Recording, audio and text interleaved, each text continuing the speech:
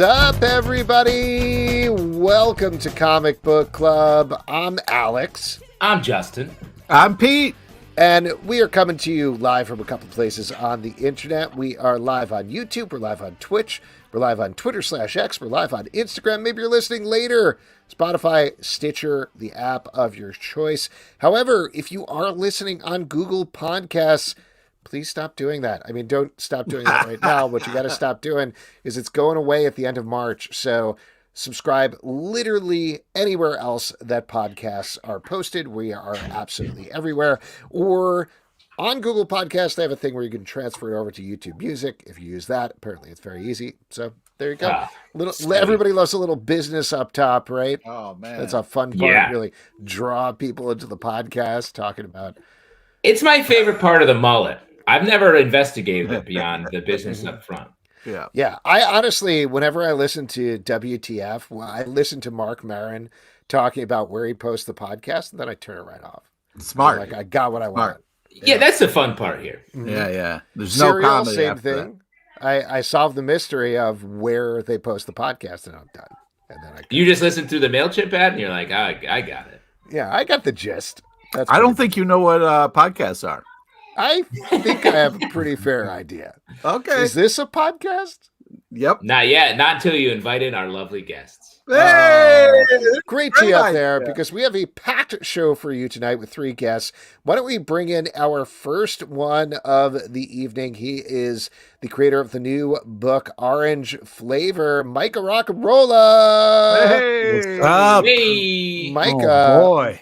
Welcome to the show. Very excited to have you here. You are the creator, as I mentioned, of Orange Flavor, which is, print copy. Justin's got a print copy over there. Nice. This is something that I would suggest is lovingly inspired by the indie zines of our youth, if you will, and try to bring them back, throwing it back to a little bit of that old school anarchic.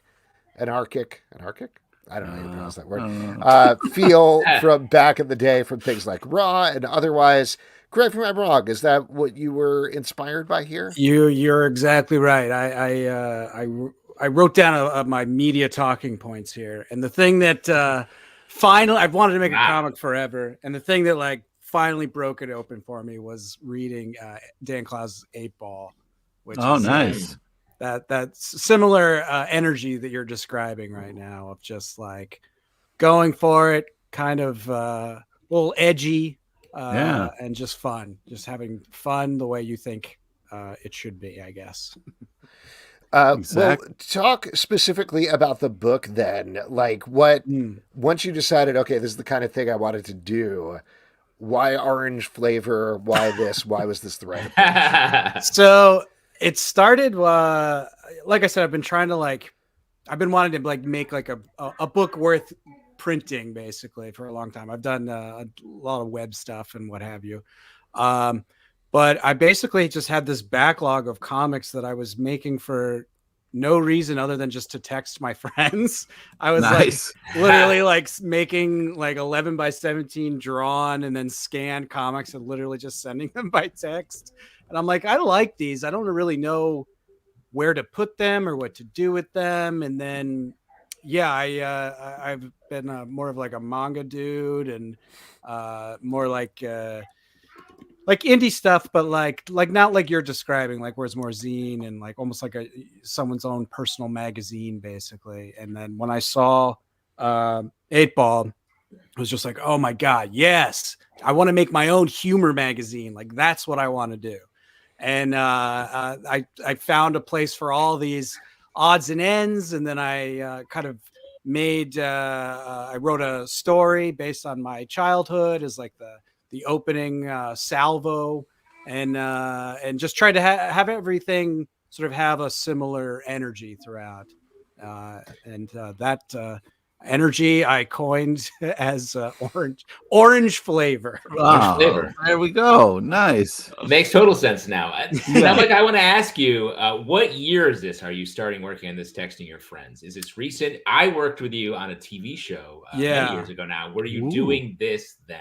I was doing other stuff that didn't make it into this, but yeah, for sure. I would say everything that is in the comic is from probably like 3 years ago, as far back as it goes. But I was doing definitely this exact sort of thing back then, just being like, where do I put this? It doesn't feel like I should make this a web comic. I don't really know what this is, but I think it's funny, and my friends seem to think it's funny, and kind of evolved from there. We got a comment here from YouTube. Nat Townsend says, orange flavor reminded me a lot of Love and Rockets.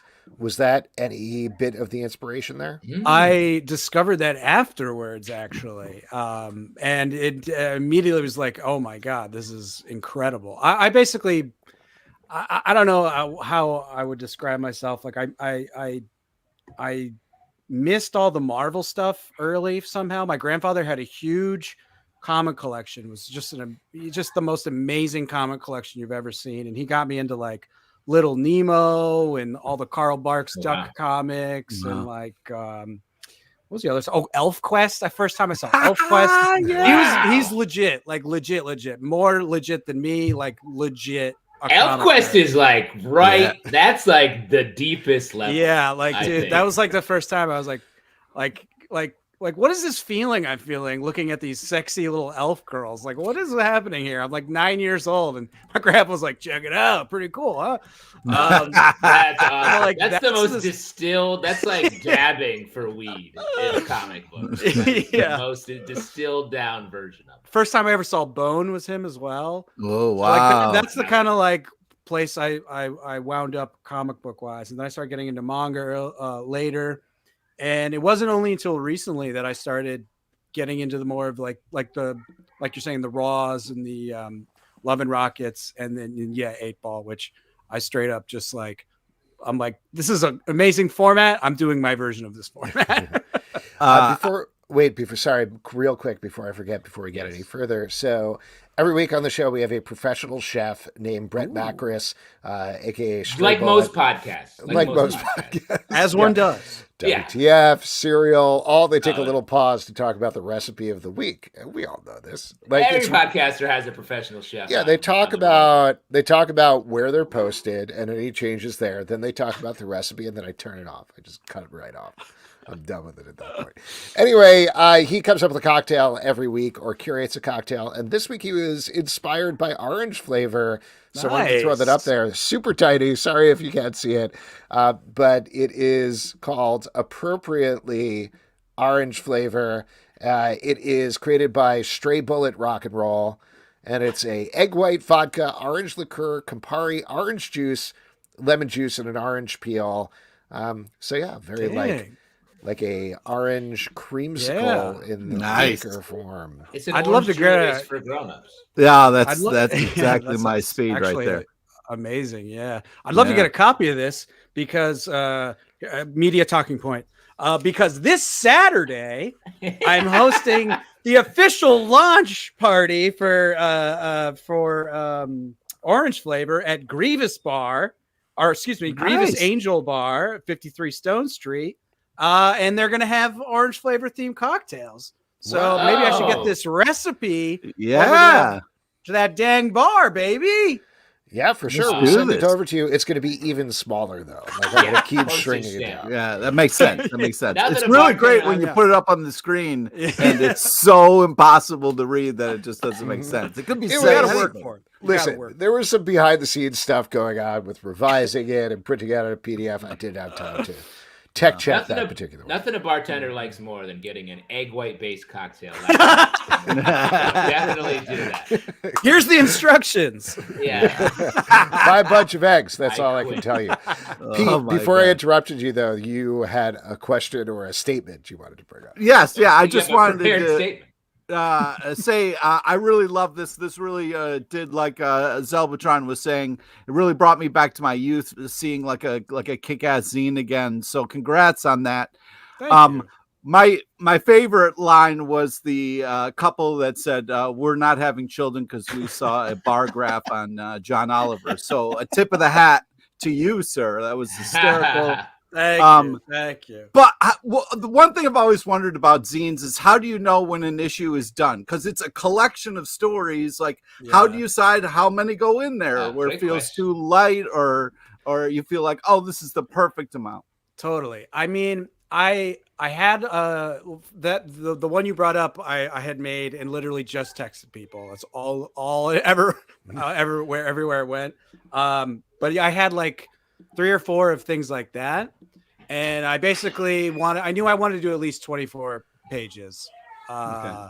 And then it just it felt done when I hit like I had the I was able to truthfully say there's 10 exciting things in this comic. Like even though like one of them's like, yeah, one of them's just like kind of like a page about me, but there's 10 exciting things. So that was part of once I hit 10 individual like segments, I guess I was like, okay, that feels right.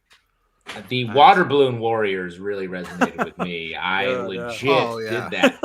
And let me ask you, you mentioned being from upstate New York. Can we get more location than that? You're talking 2 out of the 3 of us are legit upstate New York. Oh, hell yeah. Okay. All right. Guess which ones? I'm going to call it Western New York because I know there's like competitions. All right. The guy from Buffalo always like comes in and like stomps you if you say you're from upstate. But I am from near Binghamton. I don't know if that resonates. Oh yeah, Binghamton. Right off the streets of Binghamton, bro. Yeah. I'm like 20 minutes from Binghamton in a town called New Berlin. Went to school at SUNY Oneonta. Oh yeah, dude. I am up in our region. I'm from north of Syracuse. Oh, okay, cool. I didn't know that, dude. That's awesome. That is crazy. Yeah. Yeah, you guys should hang out and work on projects together and then not talk to each other. You know what I mean? That's a lot of people. We work together at the opposition with Jordan Klepper. There's a lot going on. Justin was one of the nicest guys on the show. He made an effort to come in and say hi to us lowly editors. I always appreciated that. I loved hanging out with you guys. The vibe was right. That was a stressful show. So, yeah, I would imagine it would be nice to get away from the writer's room for a minute. Now that you have Orange Flavor done, and granted, you're still doing the launch like we were talking about, you're doing the party coming up and everything. It's just starting, but it's been out for a while, so come on. Yeah, it's true. It's true. Are you thinking ahead to an Orange Flavor number 2? Is this something that maybe you'd want to do quarterly, do you change annually, flavors with each issue? Like grape flavor. Been a lot of requests for grape flavor. Definitely. Yeah. So here's my thinking. I made a website, orangeflavor.fun. That's where you can buy the comic if you like fun. I know, yeah. I just paid that extra $10 for that sweet ending. That's look at you. Yeah. But yeah, I built a website and it's it kind of works like a Patreon. You can subscribe. It's for free, no, whatever. But I think I'm going to serialize stuff there. And the next printed issue will be collections of stuff that I really liked from there, plus like, original stuff that only appears in print. And I would love to do like 3 or 4 a year. I think that would be incredible. That's awesome. Nice, it's a lot of work, but it's like the most satisfying creative endeavor I've ever embarked on. Like nice, dude. It's man, it's just, there's something so cool about the creative possibilities of comic books. It's insane. Just like, working in TV, Justin, I'm, like there's a lot of people above you telling you no and what you can and cannot do. And I don't even remember the word yes. Yeah, exactly. I was, working in that industry, and it was, I was happy with where I got, but I also was like, I don't think this is quite for me. And I'm like, I have things I want to make, and like, I love comic books, and it just making it was the first time I was like creating more desire and energy to make than like working on a video where you're depleted at the end because it's so much effort. Or this is a ton of effort, but it was like joyful effort. Yeah, you're so much at the end. Yes, like it filled me with more desire to make more. So absolutely, that's awesome. I'm gonna make as many as I possibly can, and and hopefully in a timely manner. That's awesome. Let me just say that Oneonta is really lighting up the comments. You got Nat Townsend. Oh yeah. And one of our other guests is an Oneonta person as well. So awesome! I'm gonna hang out in the. I'll hang out in the YouTube chat after you're done with me and say hello. Yeah, that's awesome. Oneonta's a fun town. It's a good time. That's the majority of our YouTube chat is usually. Upstate New York. A lot of food stuff, you know. You know, it's funny you say this. I'm looking into buying billboards for my comic in Oneonta. Yeah. Oh, nice. A bunch of digital billboards. It's not that expensive. Like, it's shockingly like on par with like buying like a Facebook ad. I just want to do it. I've had all these weird projects. Like, I was dead set on getting my comic book in a grocery store, and I did it. So it's like the 90s. You can go to Associated Supermarket in Ridgewood, Queens, and buy a copy of That's so cool. It's like, dude, man, I've just been having a lot of fun with it. I got in Forbidden Planet. I was blown away. Awesome. Shout out Matty D. That dude's super, super nice. And like, I'm a nobody. He didn't know me. And he was like, this is cool. This store that everybody loves. And like, I'm like, hell yeah, that's awesome. Desert Island took me. I'm quite pleased with the whole thing, the whole experience. That's so awesome. Cool. Micah, congratulations. The book is great. Good luck with Party. I'll shoot you the recipe, even though it's going to be like you won't be able to read it. He's my buddy. He'll get over I'll bring the eggs for him. I'll do that much. That's cool. That's nice. Awesome. Micah, have a great night. Thank you. Take care. Great to see you, man. Thank you for having me. Good luck. Come back. I will. Orangeflavor.fun. Buy one, please. I got to get these out of my house. My wife's going to kill me. All right. There we go. Micah Rock and Roll. Check it out. As he said, at orangeflavor.fun. It is available right now. And it is great. It is, in fact, orange flavor, and it is fun. So there you go. It's right there. Great brand points. Great brand points. That's what we're all about on this show. We're also about our other great guests, including our next guest, who is the writer of the awesome upcoming, coming out tomorrow from Oni Press, Jill and the Killers. Ladies and gentlemen, Olivia Cuartero-Briggs. Olivia, hello. Hey. Hello. Hi again, guys. Hi, good to see you. Thank you for coming back to the show. Yeah. Big book launch. This is pretty exciting. This is coming out tomorrow, first of 4 issues from Oni Press. And before we even get into the book itself, I'm curious, this is part of like Oni's, not rebranding, but big new push for books under their management. Mm-hmm. How did you get to be part of that? How did Jill and the Killers get to be part of this? To be honest with you, I don't know. That's the best answer. But what kind of happened was that, we were, New York Comic Con was coming up.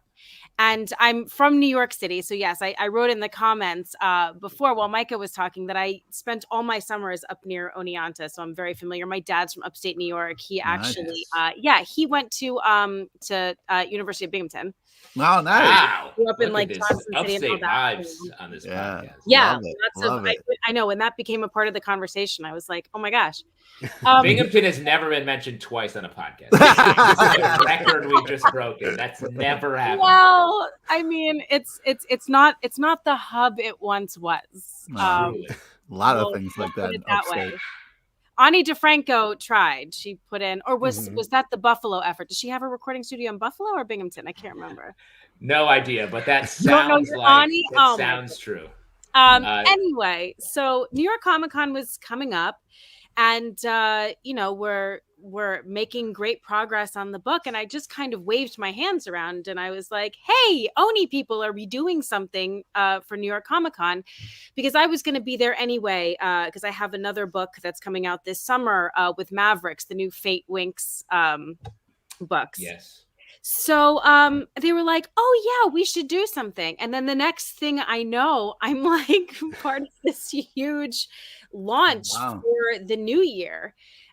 So I have no idea if that was like already something that was in the works or if it was just me being loud and annoying that earned me that. But either way, I have no issues being loud and annoying. So yeah, I lucked out, and we did a fantastic panel. And Oni has really put themselves behind this book. I mean, I don't think that I've ever done this much press for anything. And it's been really fantastic, and I'm super excited and super nervous. Well, without getting too many into spoilers, I don't think you need to be nervous about the content of the book, because I loved it. We read it. We all loved it. Yeah. I'm not going to pitch it. Can you pitch it? Because I don't want to spoil the twist. Tell us how far. You have to show us how far to pitch. Exactly. Well, the first twist you have to spoil, because it's like it's part of the premise. But the book is about this chick that I just adore so much. I spent a lot of time with her. Her name is Jill Estrada. Her mom went missing the year before. So she's been under lock and key at her dad's request, and she is just now going back to school after being away for a year. It's her senior year of high school. And so, she arrives back at school. She's trying to win back her friend group, and they've all moved on, and they're all like super into true crime and all of these murder mystery games. And so to kind of appease them and get back into her clique, she decides that she's going to pony up the dough and order this, really expensive pioneering murder mystery game that's like very much along the lines of Hunt a Killer. That was a big inspiration for me. The thing is, when they get the box and they start solving the clues, they quickly realize that this is not a game. These are clues to an actual real life missing persons case that happened in their very town and might somehow be connected to the disappearance of Jill's mom, which is the big overarching. So you guys, you can go that far. It's okay. It's part of the marketing. It's out there. Well, I love that. And one of the things that I really love about this issue in particular is how much time you get to spend with the characters. This is an oversized issue. So you really do take the time to get to know everybody. It's not the sort of thing where that last twist you're talking about, it's just sort of muddling along and then you get there, because there's a lot of different action and a lot of kind of gory stuff that happens at certain points of the book. We'll talk about the pace a little bit when you're doing something like this, when you're setting up a first issue in a new world like this. What's most important to you to capture? It's really all about characters. And that's where all of my stories start. And I always like to say that if you develop your characters enough, they start telling you their story. And that's when you really, you don't have to do the work anymore. You're just a vessel. And that's very much what happened with Jill. And so what was very important for me to set up before we get to that big twist, which initially this is, it's a double size. It's actually 2 issues combined into one. So the issue out of issue 1 was the realization that this is actually, a real life crime. And the gory part that you're talking about, they find some human remains that they think are fake, and then it turns out they're not fake, which is pretty gross. But it's also played for the gore side, but also for fun as well. So I think that's great. That's a nice. I love that tone that you're hitting. You have no idea how much I appreciate that, because as I said in a previous interview, which people may or may not have spotted, this is the first time that I'm really putting on my comedy pants. Great pants. They're fun pants. So okay, good. I'm glad that the pants seem to fit. They don't always, but I really worked hard on that aspect of this, because comedy horror is like my favorite genre. Oh, cool. And getting to combine that with this coming of age, mystery story was such a gift, and I just want to do justice to it. But to answer your question about the pacing, the characters, you needed to be invested in the characters before we got to the hook. So most of the first issue is just really getting the readers involved in Jill, having them love Jill, understanding the relationship dynamics with her dad, with Ginger, who is, her kind of ex-best friend, almost girlfriend from back in the day. And then this new girl, Clyde, who's come into the mix and kind of taken over her friend group. So it's, it's getting everybody situated in this world of Seligman, Arizona, which is a real town. And it's this kind of, it's not abandoned. There's still people that live there, but it's an old Route 66 town. It's like the Binghamton of the West in a lot of It honestly, you drive through it, you won't see a single person, but you will see about 20 mannequins, fully dressed mannequins in storefronts, on storefronts. So you'll see that mannequins appear a lot in the artwork and on the covers. Oh, that's awesome. Do an homage to that town. So I find it a totally fascinating place. It's creepy and beautiful all at the same time, which are all the things that I love. So it was a good home for this. So yeah, in terms of pacing with the first issue, it's a lot of character, and you're introduced to all the people in this world that are going to become important. But pay attention, because a lot of the things that you see in that first issue, I forget who said this, but in terms of story structure, if you want to put your characters up in a tree, right? And if there's a ladder that gets them down, you got to introduce that ladder in the first book, and it's there. So it's not just about, introducing people to the characters in the world. There are elements of this case that these girls are going to use that they don't even know they're going to use, that are introduced in that first. That's great. One other thing I want to say about just what you're laying out here is, I feel like a lot of books might say like, oh, she's new to town, and then she gets involved in this. I love that she's coming back and she has to fight her way back into her friend group. That hit very high school, and it hit a personal, like, that specificity hits like personal memories in me anyway. I'm like, I want to get that. My friends are mad at me. How do I get back in with them? And so that specificity was that.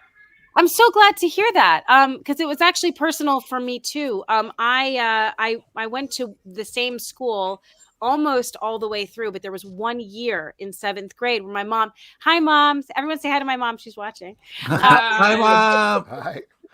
I moved with my mom to Pennsylvania for a year and then came back. Ooh. And I had missed 7th grade, which if you're a girl, it's like the worst year to miss. It was like eons had passed. And I was trying to catch up again, and like people were mad at me, like it was for leaving them. It was a whole big thing. So I'm glad that struck a chord with you too, because that was personal for me. That's awesome. Pete, you were going to say something. Yeah. Well, first off, congratulations. This is awesome. A lot of times when you get to the end of a book and there's that kind of big reveal or kind of like moment, especially with the body part there, and I was just like, oh shit, I'm all the way in now. Like it did such a great job of kind of like raising all you need is the severed foot, Pete. That's all you need. Spoilers, jeez. We saying that to Pete. I'm working so hard. I'm usually the person blowing the spoilers. It's okay, guys. We're not spoiling anything after book 1. Just so everyone knows. And in the first issue, you get 2 full books. Yeah. So we're not talking about anything beyond page 24. Just so you know. All right, cool. But yeah, I was just was that one of those things where you kind of like write the ending first and then work your way back? Because I felt like you did such a great job of like full circle moment, like really kind of landed the ship there. So did you how did you write this? Like, what was your kind of like, was it one of those things where you did the ending, had a time and kind of wrote to that, or how did you kind of do it? Well, I mean, the first thing that happened was that little nugget of an idea. What if you got one of these murder mystery box games and it ended up being okay. And that was just like the little nugget that I pitched to Oni, because I had just begun forming a relationship with them. Because as you guys know, I was an Aftershock baby before. They were the only people that had published me. So I was like, I was really determined to make myself known. And Oni, they entertained me. So that was the first part of the idea. Then came Jill as a character and developing her. And then came the mystery, which was terrifying, because I've worked on television shows that had overarching mysteries, but I was certainly not in charge of crafting them from start to finish. And I also worked on a show called Criminal Minds Beyond Borders. So I saw how you really do, when you're solving any sort of case, you have to start at the end and work your way back. So I had to decide who did this, how they did it, why they did it, and then work my way backwards in terms of the clues and how the girls were going to uncover this. And then the next layer came their personal journeys, their arcs that I knew that I wanted to craft. And a lot of them, overlap. A lot of these girls are dealing with some of the same things and they collide in various ways. So then making those emotional arcs part of the investigation so that they're not two separate things. It's not someone's having an emotional journey over here and then solving a case over here. Mm-hmm. The case itself and working together and the things that they discover are pushing their emotional arcs forward. And that honestly was probably the hardest part of crafting. Well, you killed it.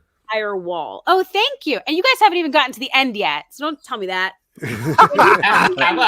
We'll see. We retract all of our comments. We're retracting. You have killed it. Yeah.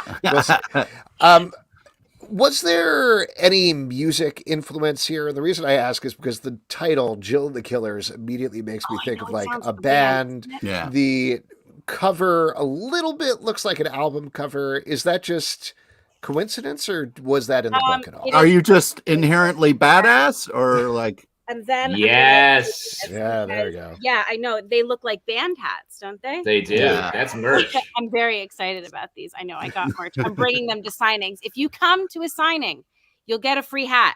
Ooh, wow. So that's my incentive because I'm too insecure to think that people will just come to see my book. But if you get a hat, you'll come, right? Oh yeah, definitely. That looks cool and warm. Yeah. No, it's funny. Little trade secret. Since you guys are who you are, the original title for this book was Jill in the Box. Oh. It's a direct it's an homage to and a subversion of these same types of coming of age stories from my youth that all had casts of boys for the most part, right? Mm-hmm. So you have like the Goonies and Stand By Me and Hardy Boys, right? Like and Lord of the Flies was another like favorite of mine, and Monster Squad. Oh, when I would, when I was a kid, like fantasizing about putting myself into those stories, even though some of them, like, they had a token girl. If there was a group of boys that decided on one girl to hang out with, it was not going to be me. Like that was, So, I wanted to make this a group of girls that are, it's a very similar type of genre, but to make it easier for, girls like me to imagine themselves in the story. So for that reason, all of the characters' names are the female part of male-female duos where the male name came first. So Jack and Jill, obviously. Juliet is mom's name, Romeo and Juliet. Fred Astaire, Ginger Rogers. We have Ginger. That's awesome. Sonny and Cher. We have Cher. And then we have Clyde of Bonnie and Clyde. Obviously, there's something different happening here, and that's because she's the character who comes in and shakes things up. So, there is a lot of layers going on here. I know. I tried really hard. Also, you guys should know this book is like 4 years in the making, so I had a lot of time to do all of it. So it was Jill in the Box, Jack in the Box, right? Right. And then like Oni was like, listen, Olivia, we appreciate all of this like feminist blah, blah, blah that you keep telling us about. But it's not telling readers enough of what the book is about and where we want this book to sell. So finally I was like, okay, guys, I'll get crunchy and commercial with you. And Jill and the Killers was something that I pitched to them.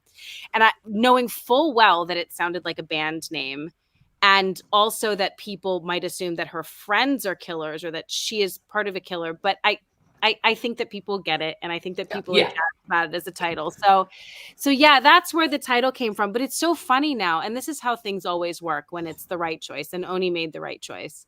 I only know it as Jill and the Killers now. And that's all. Yeah, of course. Yeah. Well, it's a hook. It's got a hook. That's what gets it in your hand. And it's right. Because and this is a little tease, but this is not the mystery that we get to solve in this first 4-book arc. Now that we combine the first 2, it's not the only mystery that we can tell. There's a lot more going on behind the scenes, and there's a nice juicy cliffhanger at the end of the final book, which leads. There's a lot more to be solved. There's a lot more killers. Yeah, out it feels there. that way. Yeah. Good. I'm glad. And I really hope that readers love it because I could tell stories with these girls forever. They're awesome. And working with Roberta is a dream. You guys. I mean, the arts. Holy crap! It's off the chain. I mean, it really is. She allows me to do things with characters that you don't always get to do in comic books, and it's so important for teens because teenagers, they don't always tell you what they're thinking or how they feel. There's a lot that they keep hidden. There's a lot that Jill keeps hidden. It's a huge part of her character. But I would never get away with the amount of subtext that I get away with if Roberta was not capturing the emotion panel to panel. So I got really lucky with her. Yeah, it's a great looking book. I did want to ask you about something that you mentioned earlier. This also, I think, officially came out as news probably last week, that you're doing the Fate the Winx saga graphic novel. That is continuing the canceled series, so it's sort of like following up on the story, or is it going between the scenes, or how is that working time-wise? So initially, I think that they were just going to do a separate story because, Maverick partnered with Rainbow, who's the parent company of Winx and Winx Club, before the Netflix show was canceled. So then when it was canceled, they thought, because I don't know if you guys know, but there was a major campaign to like save Fate Winx, and the fans were really upset. And so they decided that, okay, the graphic novels, that it'll be a continuation of the Netflix. Wow. So it was kind of amazing because, I work in TV as well, but I've never been given the opportunity to like, oh, hey, okay, here's a show, just take over and do whatever you want with it from here. So it was like a little bit of wish fulfillment without having to worry about budget at all. Fantastic. Nice. When you're dealing with fairies and magic and a magic school, you do not want to be thinking about dollar signs. That was just like officially, we announced it at New York Comic-Con, the book, but I know it was like, it kind of officially hit the news just recently. Comic cycles are weird because people will announce stuff and then it gets announced again and it gets announced a third time. But yes, keep announcing.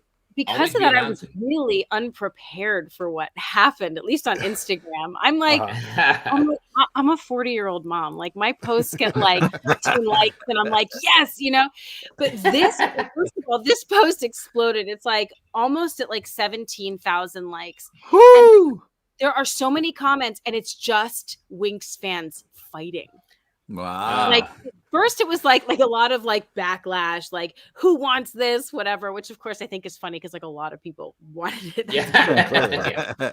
But that now it's become this battle of like who are the bigger Winx fans, like the Fate Winx people or the Winx Club people. And I'm just like, I'm watching all of this unfold and I'm like, wow, what have I stepped into? Because up to this point, I've only done, creator owned my own little, independent projects. And now I'm stepping into IP territory and it's really fun. Are you getting to know about all the ships and everything? Is that anything you're wading into at all? Or are you standing back? God, what do you mean ships?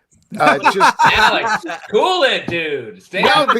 Listen, I'll full disclosure, like I watched a couple of episodes of the show, but I didn't keep up with it. But I know anything that has a diehard fan base, of course, people are going to be into shipping 2 characters together. I don't know which ones, so I can't. Oh, yes. Okay. I missed the boat. Like too many metaphors. I missed the boat on one of them because I didn't know that fans were really, really hungry for a love affair between Stella and Beatrix. Okay. And I especially didn't get that. Beatrix died at the end of season 2. So I didn't think that people would still be looking for that. But they are. So there might be a way that I can service that now that I know that that's something that's wanted. Oh, interesting. If the books continue. And judging by, and look, I don't know anything, 40-year-old mom here, but judging by the amount of likes that the first post got, I would say that that's boding pretty well for another arc.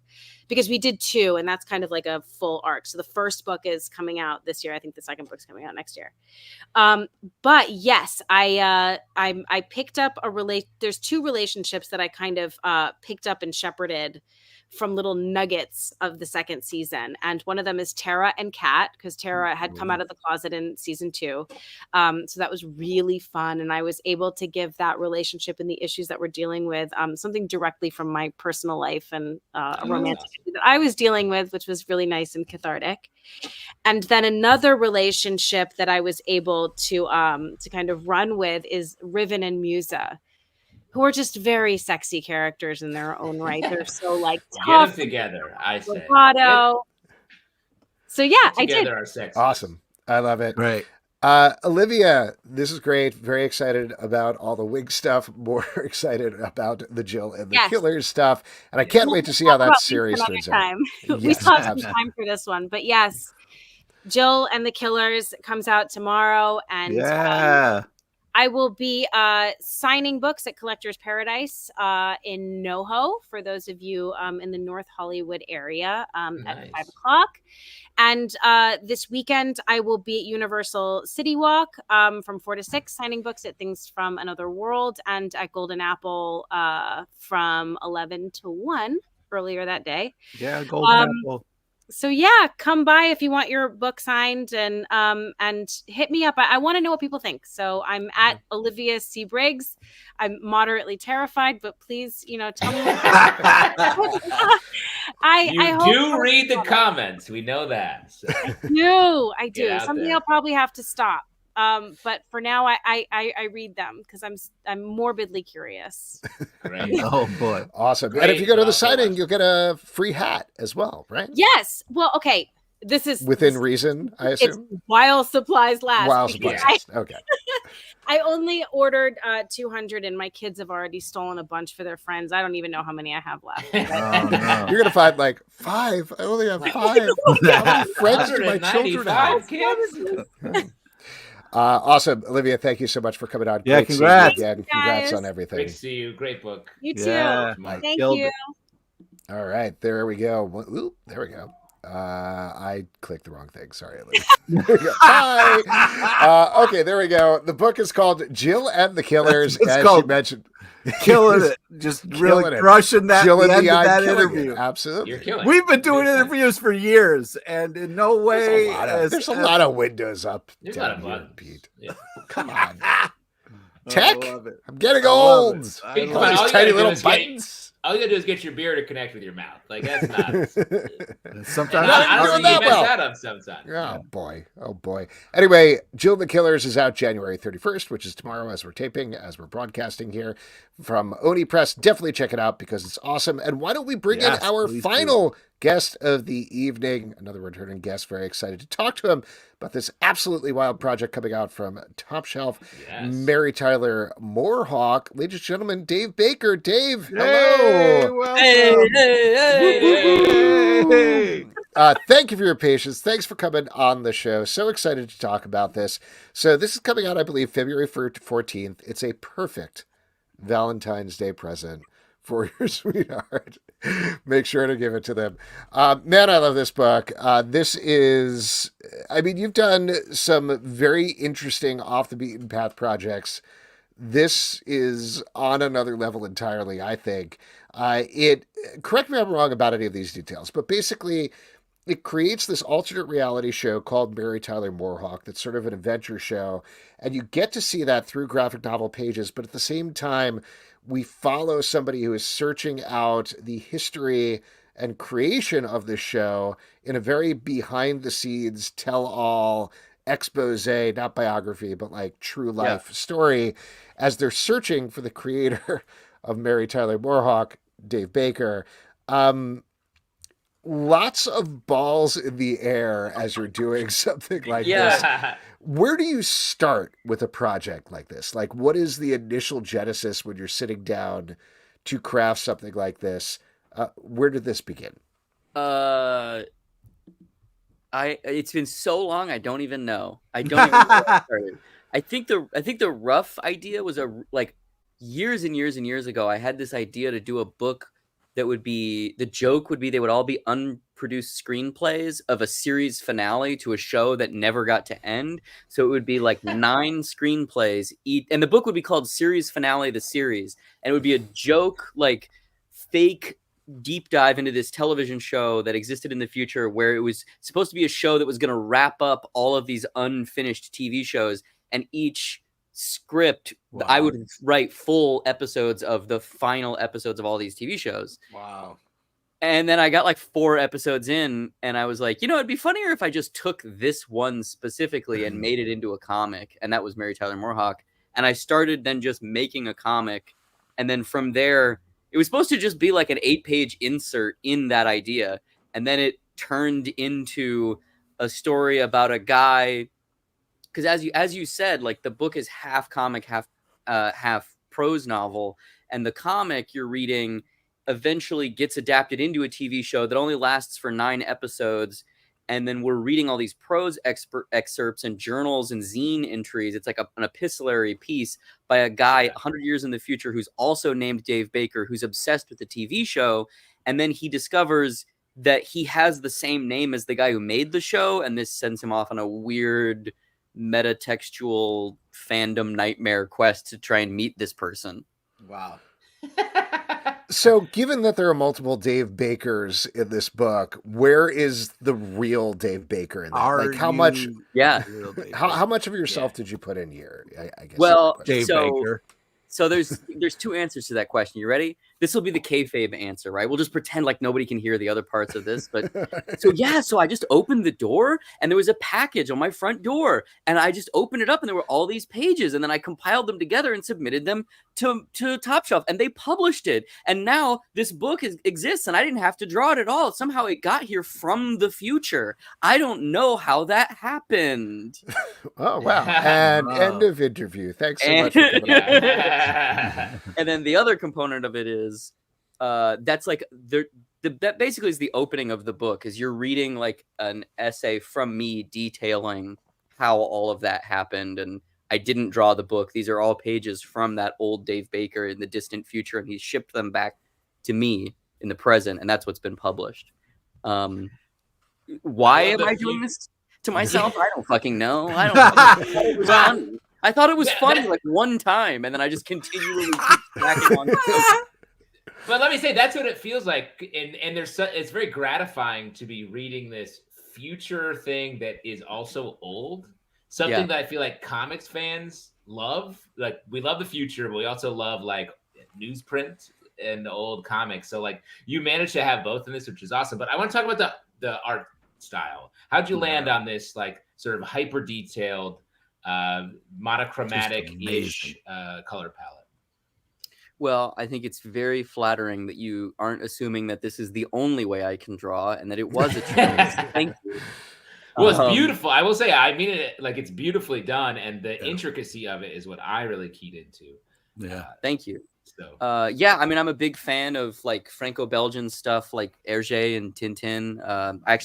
I lived in France for a while earlier this year, and went to the Hergé Museum in Belgium, and it was like my version of going to Mecca. Like it was amazing. It was so fun, and seeing those original pages, like just standing there with my nose against them, being like, oh my God, look, you can see he erased the nose like 4 times. So the answer to this is I love Hergé and Katsuhiro Otomo and Jeff Darrow. And so it's just like a soup of everything. Doug Wildey. It's a soup of everything that I love. I tried to put it together in a package of something someone at some point might think is interesting. Well, what about the design of the main character then? Because she very much stands out from everything else in terms of her simplicity. And of course, 100%. It's important to capture her and make her an intriguing character in the middle of all these text pages, in the middle of all these wild visuals. So what went into that creation? Yeah, so I'm obsessed with boy adventure, girl adventure, the whole genre as a whole, like Hardy Boys, Nancy Drew, Trixie Belden, Torchy Lane, all of that stuff. And I think the thing that's really interesting about that genre is that the main wish fulfillment that they're selling is that there's nothing wrong with childhood. And in fact, children are aware of things that the adults can't perceive. Like it's really like perception porn is what that whole genre is selling. Like even just like when you think about, you know, the covers by Rudy Nappy to all those classic 50s and 60s Nancy Drew Hardy Boys covers, they're always just looking, you know, that's like, it's Nancy Drew and she's looking somewhere. It's Frank and Joe Hardy and they're looking somewhere.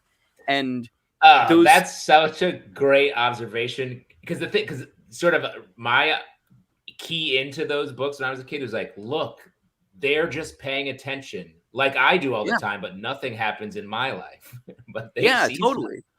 Yeah. And I think that there's those books are selling a wish fulfillment of that, like, childhood has an innate awareness and an innate goodness in it that you lose as you age. And, you know, of course, we as adults are aware of the complexity of existence and the push and pull of compromises that come with maturity. But as a smaller person, as a younger person, the adult world seems so just like weirdly complicated. Like, it doesn't need to be that complicated. Like, old man Miller down the lane is selling dogs, you know, illegally. So I wanted to try and represent that idea that MTMH is just like somebody who is inherently good, and not because it's the right thing to do, but that's because that's innately who she is. And so I used the circle motif of, you know, her head is a circle, her ears are two circles, and her buns are two circles to represent that. Because you know, humans are drawn to circular things because we are predisposed to try and take care of and nurture our young, and, you know, their heads are circular in form. But also I'm raising two circles.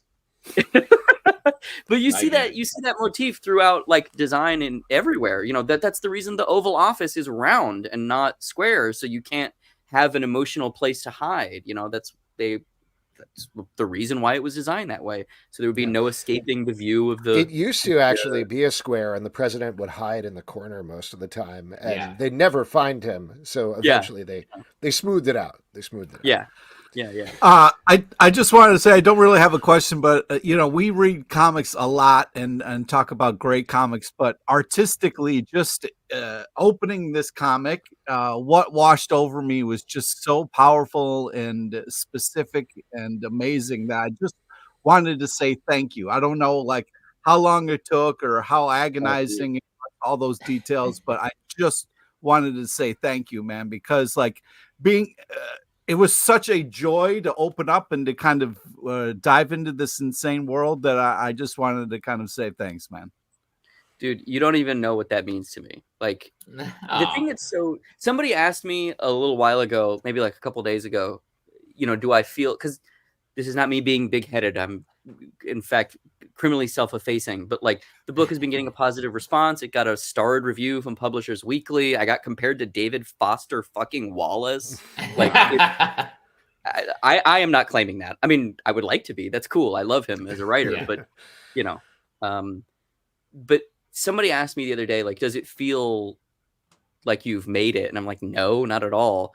But what it does feel like is a narrowly avoided near-death experience coupled with a birthday cake. Because I genuinely mean this. Like, that's really funny. Like, everybody passed on this book, and I understand 100% why they passed on it. You know, my agent took it out. Everybody said no. I personally went and pitched it like 15 different places. Everybody said no.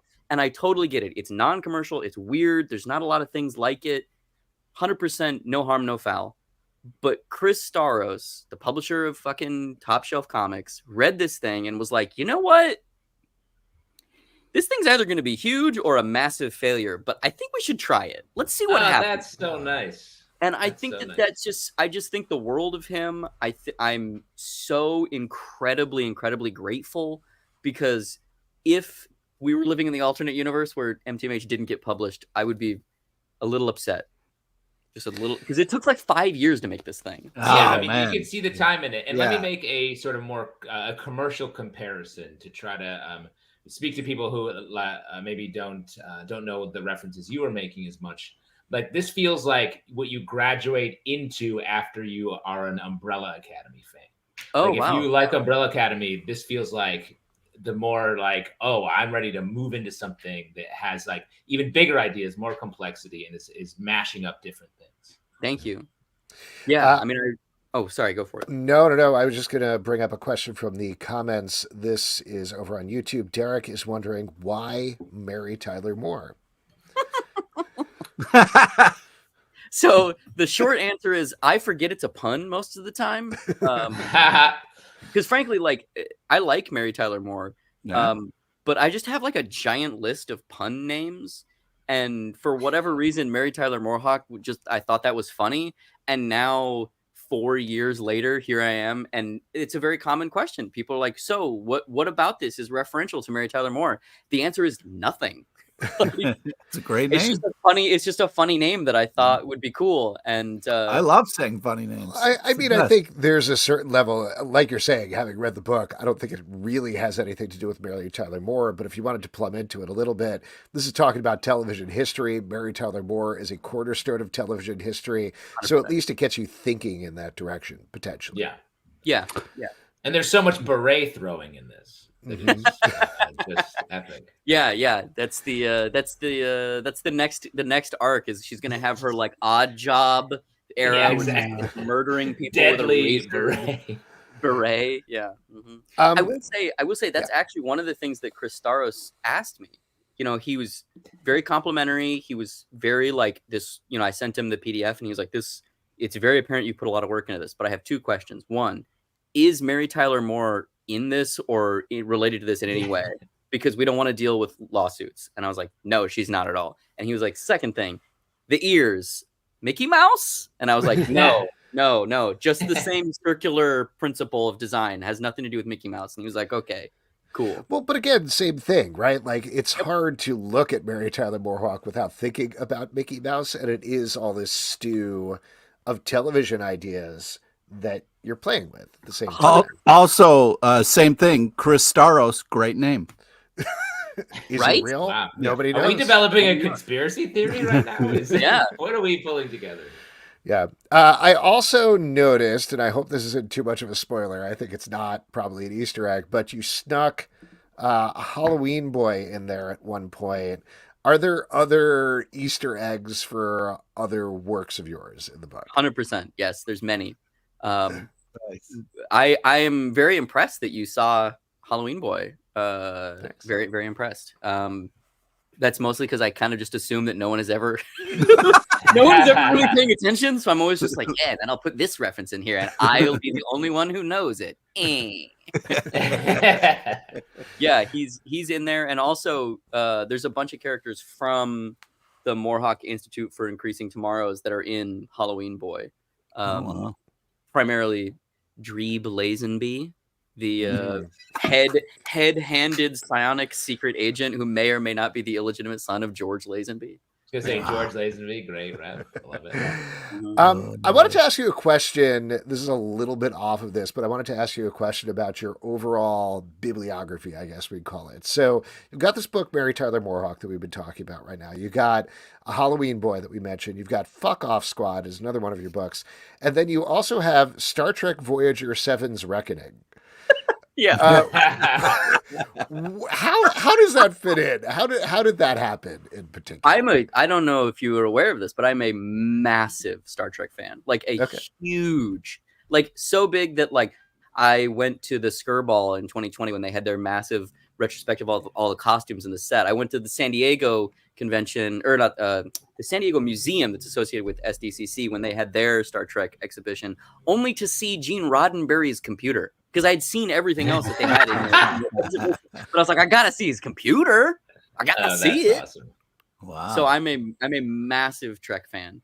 And in terms of how it fits in, I don't know. I mean, I guess how does the Masters of the Universe Beast Man one shot that Kevin or fucking Kirkman and Tony Moore did fit into their work on Walking Dead? I don't know. Comics are hard. People are trying to pay rent, but also that was a weird. Just say yes.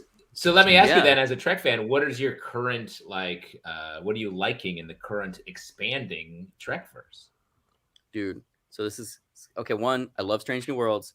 I love everything that they're doing with that show. I can't wait for the next season. It's fantastic. But recently I've been I need that high. So I've been watching all the fan stuff. Have you guys seen Star Trek New Voyages or Star Trek Continues? No. Bro. Oh my God. This is a whole podcast of stuff.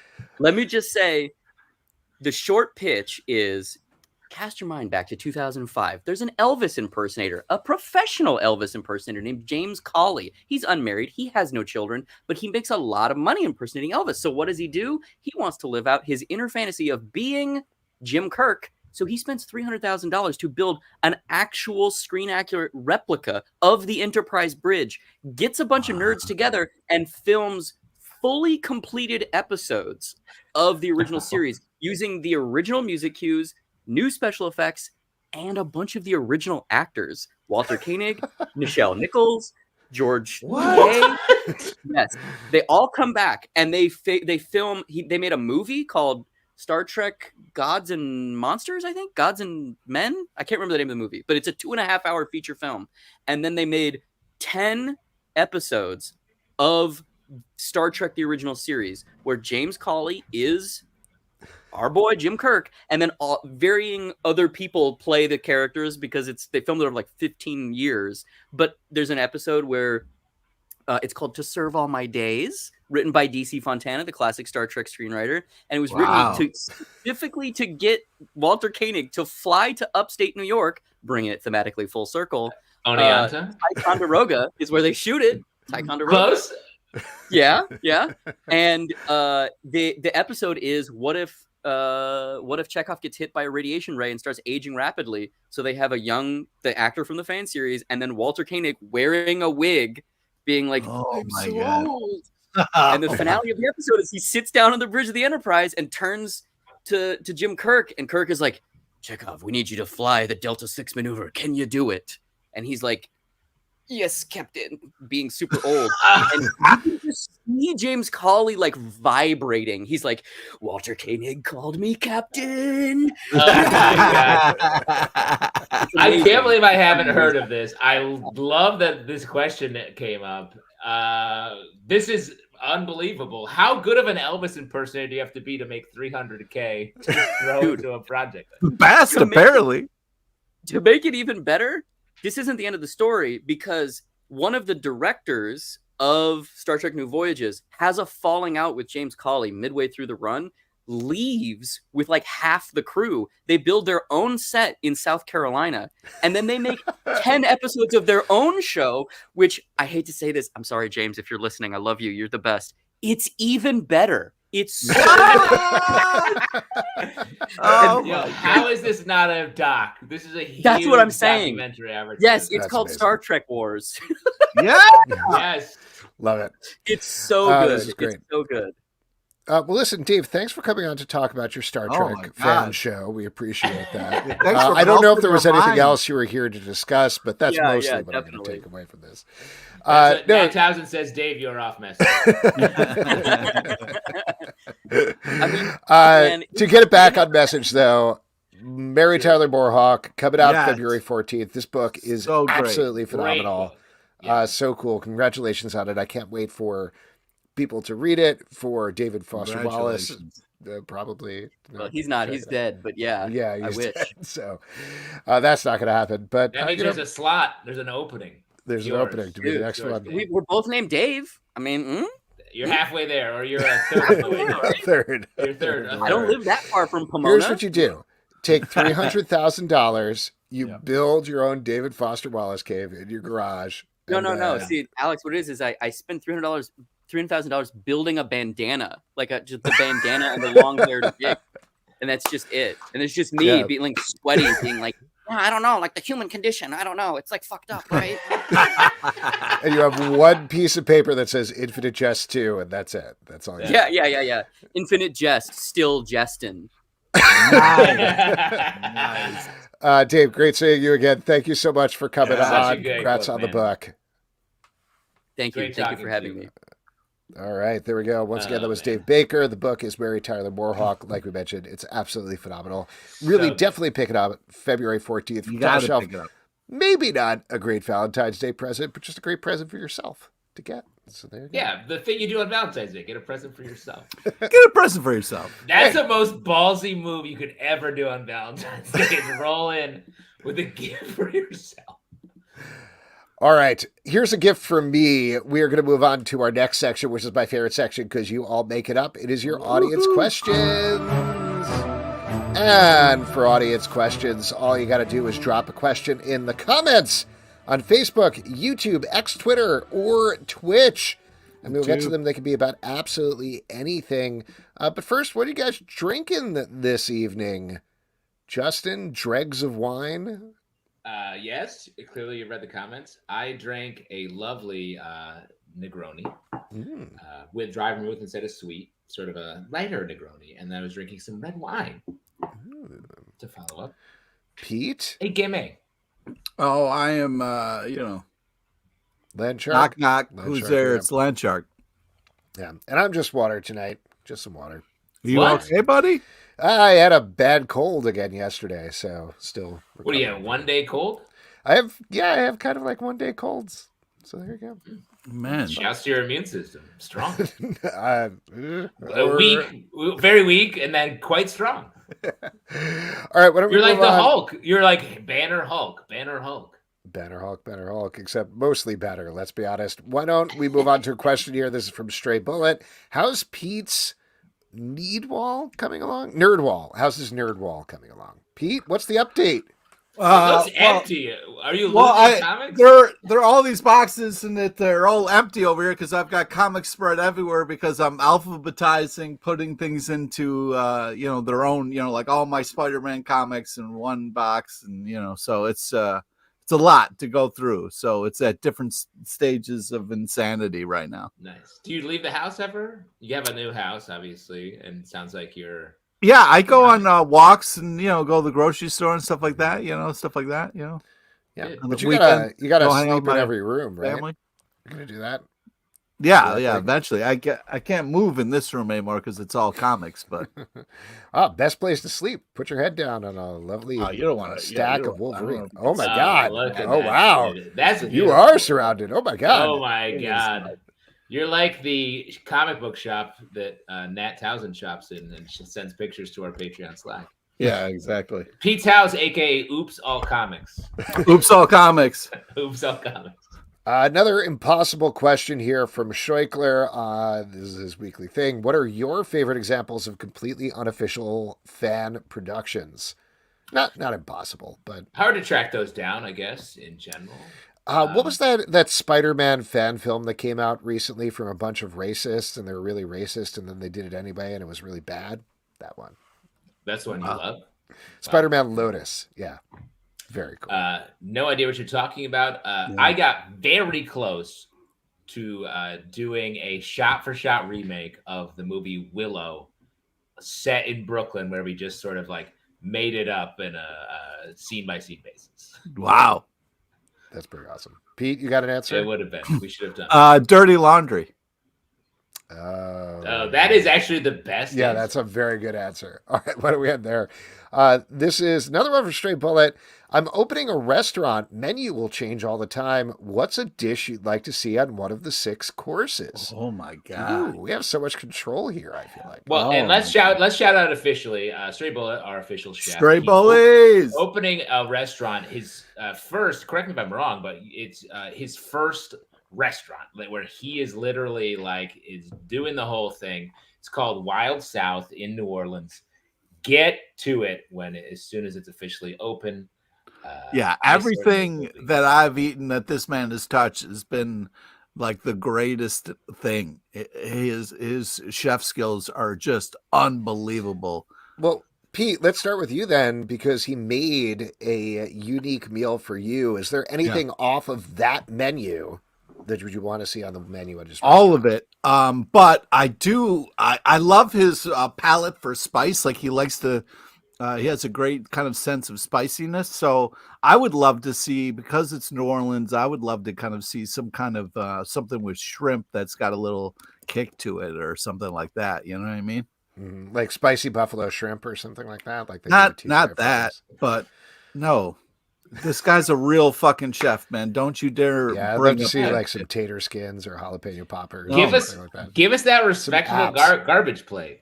What? Yeah. What about like an app platter? You know, like got a couple of different apps on it, so you don't have to choose and you can share with the table. You know, this started out nice and you ruined it. This man is living his dream. He's doing something that's unbelievable, and you're just fucking a dick. My dream is to have an app platter pretty much every day.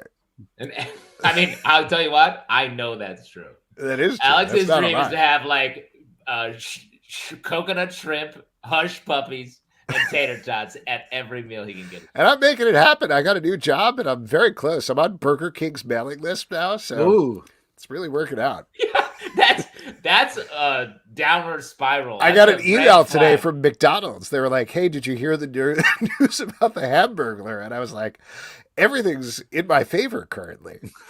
Alex, you're just saying beige flags back to back. Suddenly, I got an email from Burger King. Is what you were just bragging about. What's happening? What's the opposite of a nutflex? I don't know. Email from Burger King, I guess. Yeah. This is a question from Derek, maybe a question for Stray. What alcohol should be used for the CBC drinking game? This is something that's being discussed over in YouTube in the comments a little bit. Everybody's very surprised. We don't have an official drinking game. I feel like we did years ago. Yeah. Am I crazy about that? I feel like no, there was, back when we were doing it live in the Black Box Theater, and it was anytime Pete had a secret Punisher quiz, we would just drink. No, I thought it was anytime I swore, you would drink. Anytime Alex said something that was piffy, and then when Justin did his kind of like, fast explanation. Yeah. Fast explanation of nonsense.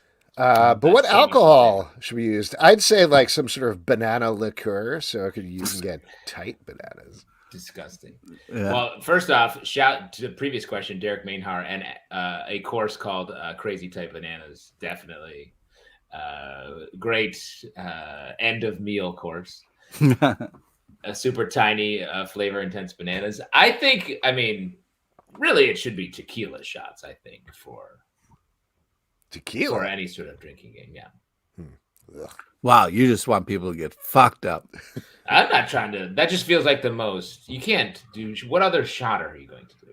Well, it doesn't have to be shots, and with the drinking game, you can just, chug a beer. There's other things you can do. You know what I mean? A land shark, maybe? Pete, you seem to have that around. I have a lot of it. A plethora. A complete land shark. Michael Eamon says, whenever Justin wears a scarf, Jello shot. Watch out. That'll get you. Dude, his scarf game is ridiculous. Next question. In the spirit of orange flavor, what are your favorite alt comics? I think I mentioned this when we were talking about it, but Raw back in the day when like Art Spiegelman was doing it, I remember I have an issue somewhere on my shelf, but picking that up at Forbidden Planet and it just blowing my mind in terms of, wait, you can do this in comics? This is entirely different from everything that I expected. And it really opened a whole new world, honestly. Yeah. I'm trying to think I feel very disconnected from the alt comic scene these days. Yeah, I mean, I had like friends who made zines and stuff like that I would like to read, and then how about Pete's comic that Pete was doing for a while? There you go. Yeah, there was that. Shout it out, Pete. Tell us what it is. Is it still out? Is it still online at all? No. Astronaut Jones? What was it? Captain Jones. Captain Jones. Okay. It's not that different. That was pretty close. He is in space. It was in space. It was in space. He is an astronaut. Yeah. Technically. Well, he's more of a space pirate, but okay. You should put it back online. The people demand it. Why don't we do one last one here?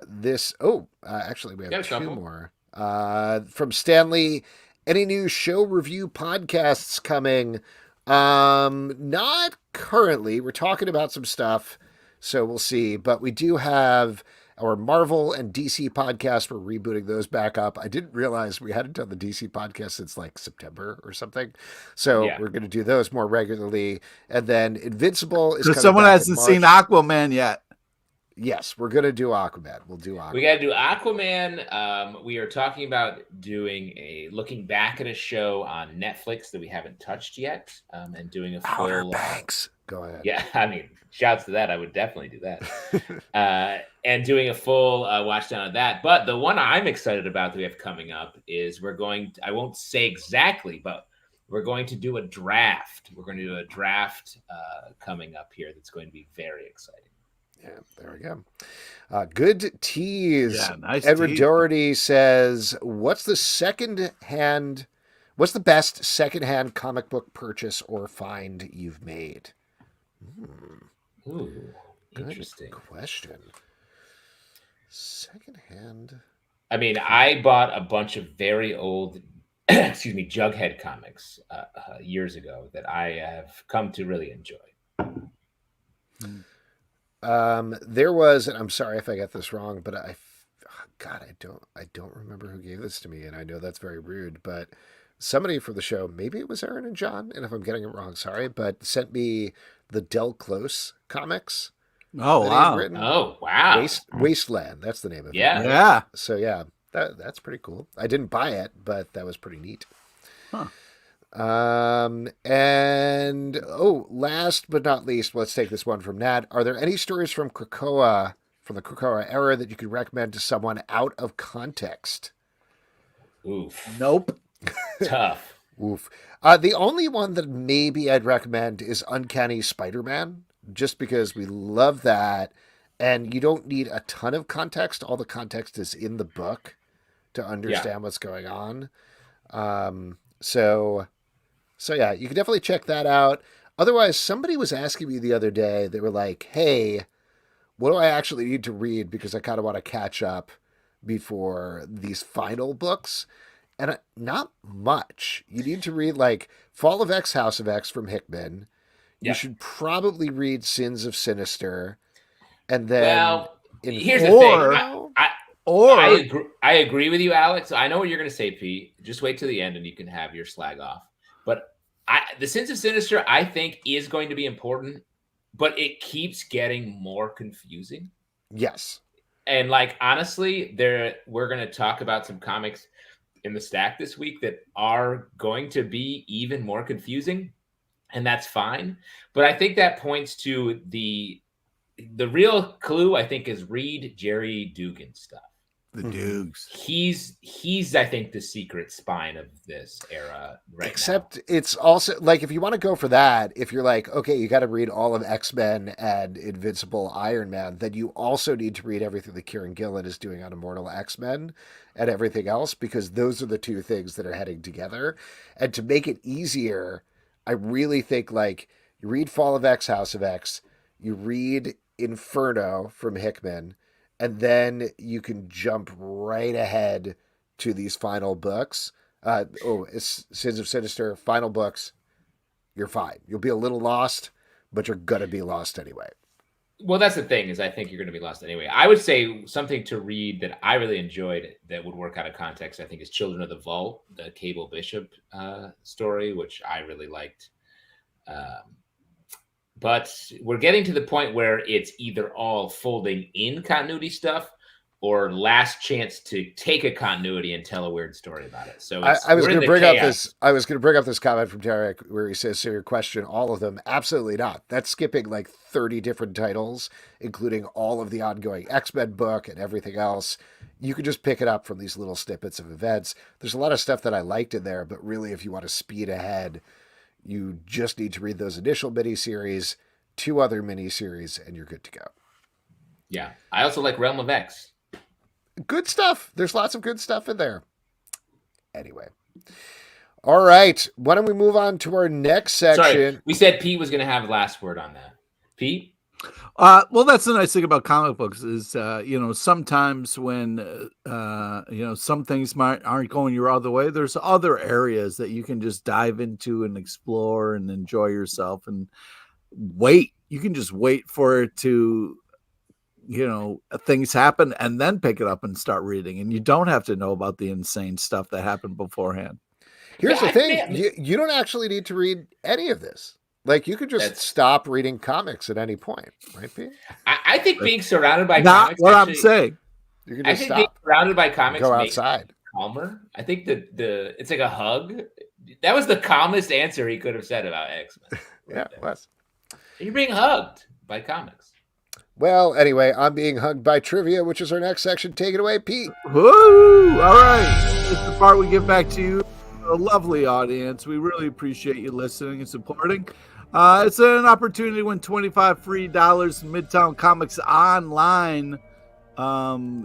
We just need a volunteer, and then you win $25 free. Pretty sweet. And then you just go over to Midtown Comics and cash it out. You know what I mean? Get yourself some fun stuff to read. Yeah. Or, just like throw it away because you're not going to read comics anymore because, like, who needs them? That's not what I'm saying. That is not what I'm saying. And don't come at me, you quit comic, you know what I mean? Like, you got to a point where you're like, I'm not fucking reading this. You know what I mean? Like, it happened to you, too. So don't That's be true. a fucking I dick have about never it. stopped reading comics. Once I started, it's been a lifelong crippling addiction. Okay? You guys bailed at times. Yeah, I bailed when I learned about dating, and then I stopped dating, and I started reading comics again. Why did you? What did it take for you to learn about dating? Did you take a class? Well, how did that work? Yeah, I finally got to the issue of X-Men where two people were dating each other, and I was like, what? You can do that? Rogue is going to kiss Gambit and suck his life out. I want that. Yeah. We got a... I think Michael Eamond is volunteering. Yeah. It's hard to say. I think Easy Reader said me, and Michael Eamon said him. So, yeah, but Michael, do you want to do it? Yeah, Let us know in the comments. Confusing. Because Michael maybe hasn't done it? Yeah, I don't think so. It's hard to keep track. Pete, let's check the trivia database. Yeah, you keep Okay, track. Michael's in. All right, here we go, Michael. All right, today's trivia is on the top get you in the feel moments in comics and a small nod to the legend, Lynn Marta, R.I.P. Please listen to all three options before making your selection. Here we go. Question number 1. According to CBR, what was the number 7 most heartbreaking moment in comics? Was it A, Walking Dead number 100, Glenn dies, spoiler. B, Julius Randle hurting his shoulder in the 4th quarter. Or C, Arthur Rosenberg, a Bergie reference.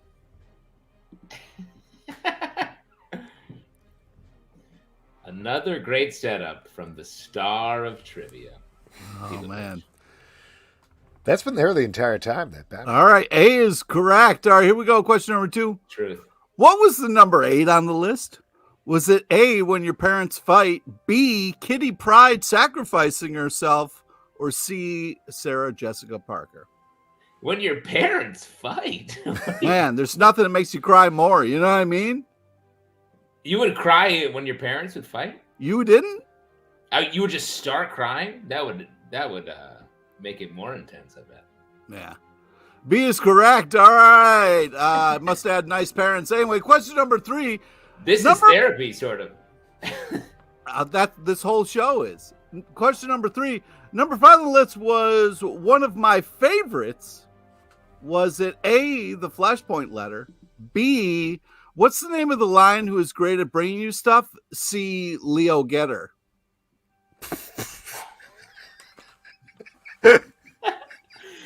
Wow. A rare setup punchline. I feel like someday a future society will look back and Pete will be the William Shakespeare. He's dropping Leo Getter. What was great was our last guest was talking about how much he loves names. I was like, dude, that's my whole deal, bro. Eliza Dushku, come out. Flashpoint letter so heartbreaking. Yeah, that's right. Hey, there we go. Congratulations. Hey, congratulations, Michael. You have won a $25 gift card to Midtown Comics. Shoot us an email and we will get that off to you. Pete, what is the secret movie? Of course, we're talking about the 1984 monster Footloose. Now, your feet are going to have to get loose if you're going to make your way over to the comic book store to pick up all the new comics that are out this week, unless you give them up like I have. But what are you guys looking forward to? It's coming out. Pete? I'm looking forward to the Incredible Hulk #8, a surprise to nobody, as well as Batman and Robin Annual #1 and Batman Off-World #3. Wow. That week for you. Yeah. Pete eating up all the Batman titles, which I also enjoyed. I have to shout out a title I really enjoyed and continue to enjoy, Local Man #9, closing out this arc. Fantastic. I just love this series from top to bottom, taking like your classic 90s style Image character and giving him a whole new world. A lot of big revelations in this issue, I bet. Couple of comics that I'm really looking forward to. Lilo and Stitch #1 is coming out from Dynamite from Greg Pak. You gotta get him on the show. Yeah, but that's super fun. First time Lilo and Stitch has been in comic book form. Also, Avengers Inc. #5 from Marvel. This has been such a great, fun noir mystery series. I'm really bummed that this is the final issue of it. That stinks. I wish I'd done better. And last but certainly not least, I want to give a shout out to an issue out today.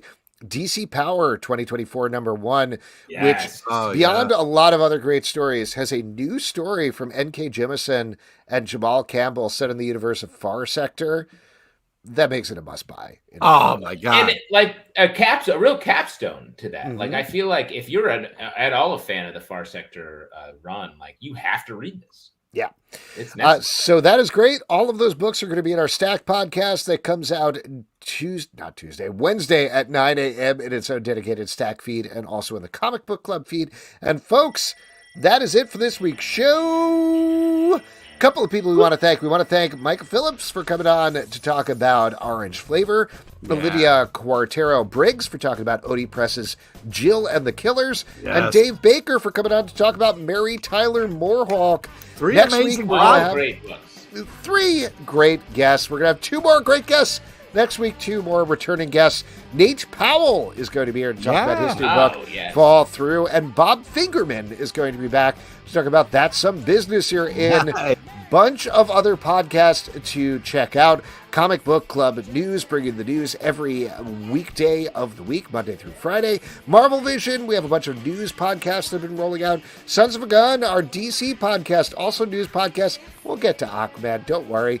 Patreon.com/Comic Book Club to support the show and all the shows we do. Don't forget to subscribe on Apple, Android, Spotify, or the app of your choice, except for Google Podcasts, at Comic Book Live on Twitter/X, Comic Book Club Live on TikTok and Instagram, comicbookclublive.com for this podcast and many more. Until next time, we'll see you at the Comic Book Club. Good night. Thanks, everybody. We're letting Aquaman marinate. Fish is always better later. Yeah. Keep grinding.